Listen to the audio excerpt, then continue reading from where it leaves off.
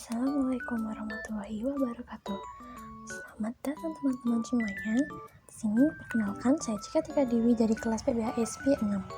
Nah, di sini kita akan belajar tentang sumber dana bank. Jadi, selamat menyaksikan buat teman-teman semuanya.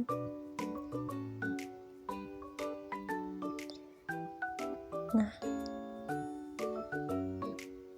teman-teman tahu nggak sih dana bank itu apa?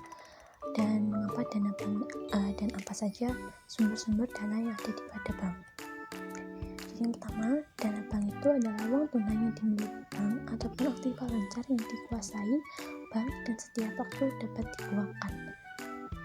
Jadi itu adalah definisi dana bank. Nah, kemudian untuk sumber-sumber dana bank itu dibagi menjadi 3 teman-teman semuanya. Ada dana pihak ke-1, dana pihak kedua, dan dana pihak ketiga. Nah, untuk dana pihak ke-1 itu juga di beberapa sumber, yaitu berasal dari modal sendiri atau dari modal pihak banknya. Ada dari modal disetor, laba ditahan, cadangan, dan agio saham.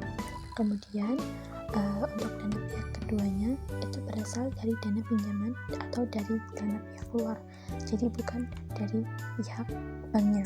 Nah, ini misal call money, pinjaman biasa antar bank, pinjaman dari LKPB, pinjaman dari bank luar negeri, pinjaman dari BI.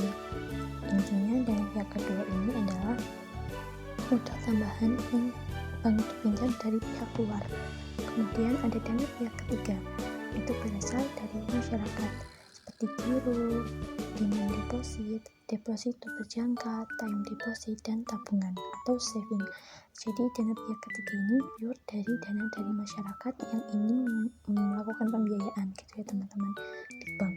Jadi bank itu bisa mengolah dananya terlebih dahulu untuk menjadikannya sumber dana pada bank itu sendiri. Nah, itu juga terkait dengan sumber-sumber dana bank teman-teman yang bisa saya jelaskan sini. Jadi ada 3 sumber dana bank, ada pihak 1, pihak kedua, dan pihak ketiga. Mungkin teman-teman bisa lanjut.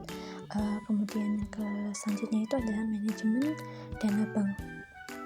Itu ada proses pengelolaan dana atau perencanaan, pengalokasian, dan pengawasan dana, baik pada aspek perhimpunan maupun penyaluran dana masyarakat guna mendapatkan keuntungan bagi nasabah dan bagi bank.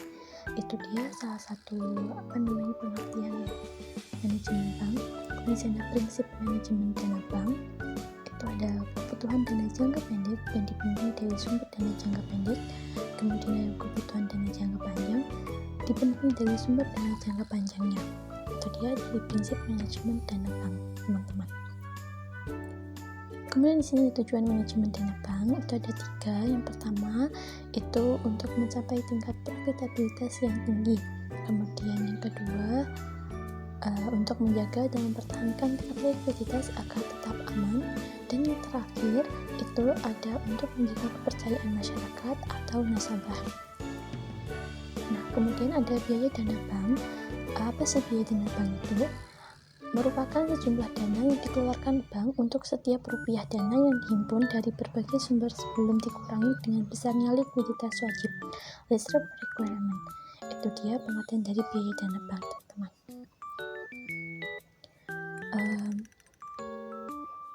Kemudian selanjutnya itu ada faktor yang mempengaruhi besarnya dana bank. Ini ada 4 faktor. Yang pertama ada struktur sumber dananya. Kemudian yang kedua itu ada tingkat bunganya, dan yang ketiga itu ada cadangan wajib, dan yang keempat itu tingkat pajak. Nah, selanjutnya alokasi dana bank itu ada non earning asset dan ada earning asset, teman-teman semuanya. Nah, untuk penjelasannya teman-teman bisa buka buku budgeting ataupun hal lain sebagainya ya buat mempelajarinya lanjut. Mungkin sekian untuk pengertian dari sumber-sumber dana bank.